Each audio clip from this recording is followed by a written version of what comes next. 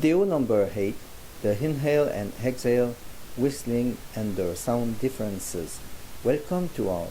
This video is talking about the topic whistling and breathing in and out. These two directions, in and out, are associated with two respective words, inhalation and exhalation. The inhalation consists to inhale ambient air to let it enter the mouth and the nasal cavities, and then the other parts of the breathing system. The exhalation is producing the expulsion of gases related to the breathing, principally found in the air with the relatively high concentration of carbonic gas. The common labial whistling may be performed in both directions, and we will speak about inhale notes and exhale notes as it is the case for the harmonica. However, while the pucker whistling is allowing for both directions for most of the pitches, it is not the case for the diatonic and chromatic harmonicas, for which a pitch can be made only in one direction. Also, notice the capability of the harmonica to play more than one note at a time to make chords, which is hardly possible with pucker whistling. The first notable difference between the inhaling mode and the exhaling mode of whistling is the different composition of gases occurring from different sources. Aside from the different composition of that mixtures of gases, these compositions differ also on other important points like the higher temperature and humidity of the exhaling mode. As a direct consequence of these differences, the inhaling may dry out the lips and the interior of the mouth, and that are the reasons invoked by professional whistlers to favor exhaling notes. They recommend to use inhaling notes occasionally when a sequence of notes is too lengthy to be whistled in a single exhaling breath.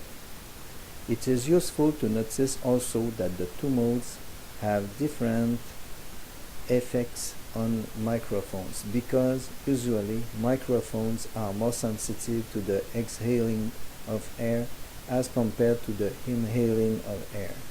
Personally, I believe both ways are valuable and have their own characteristics, which we need to be aware and use it in the best possible way.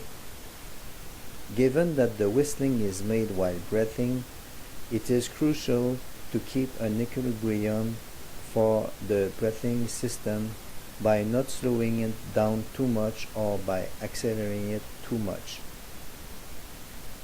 The characteristics of the gases have effects on the whistling created by the mixture of these gases. However, it is not these differences that make one person to be capable of whistling in one direction but not in the other direction. There are people who learned to whistle using inhaling air and others by exhaling air. That leads us to consider another difference between the exhale and inhale ways: the passage of the air between the lips. Given the fact that the turbulence of air differ for the exhaling and inhaling mode, the lips must change their position to obtain the same pitch. That is why the simple inversion of the direction of the breath do not suffice and can even stop the whistling sound.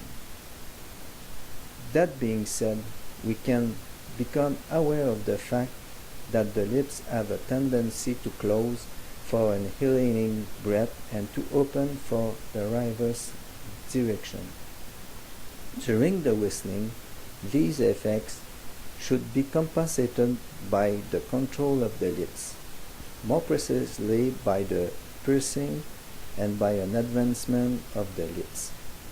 To produce inhale notes, I suggest you to advance more your lips, which will greatly ease the production of the inhale note if you did not succeed to do it before.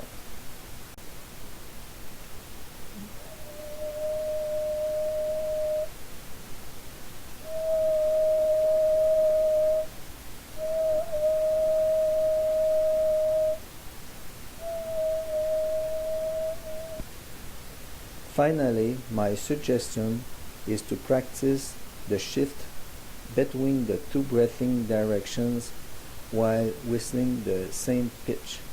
You may also add an increasing and then descending sequence of notes, shifting between the two directions.